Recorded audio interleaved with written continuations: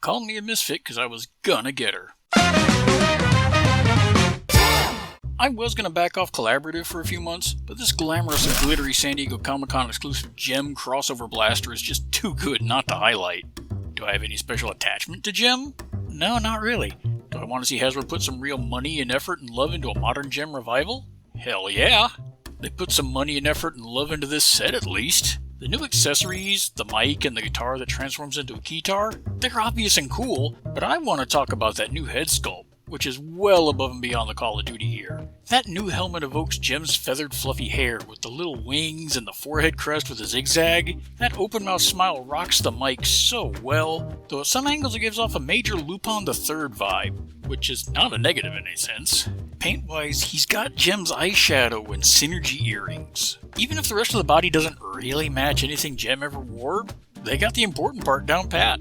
Honestly, I'm kinda torn how I see this toy in my ill-defined headcanon. This is totally a scene and look Blaster would be all up ins. But I do kinda like the idea of this being his sister. I've taken a liking to the name Glamrock. Glamrock, Grimlock. Grimlock, Glamrock. Of course, with these colors, the trans headcanons are offline, and I'm partial to that too. I've seen the name Transistor tossed around, which, yeah, A+, no notes. I'd have gotten this if it was just Blaster, but they sweetened the deal with extra cassettes. The singing trio of Rosanna, Glit, and Sunder. I'm sure some people are already wincing and making the sign of the cross at the inclusion of KISS Players characters, but they're from the second year of the series, which is very different. Year 2 is just a goofy romp through Transformers history for Transformers nerds, as the Gal Trio are now a singing idol group warping through time and alternate dimensions. And at no point is anybody naked and drippings with goo. So yeah, we got the obvious gang molded with Blaster eject redeco, though really, Rosanna could have matched the original toy way more. Near as I can tell, the gray bits only share a mold with Blaster's tummy toggles, and that absolutely could have been pink. It's my one actual gripe about the set, but it's mitigated pretty heavily by her new rifles, fully automatic microphones.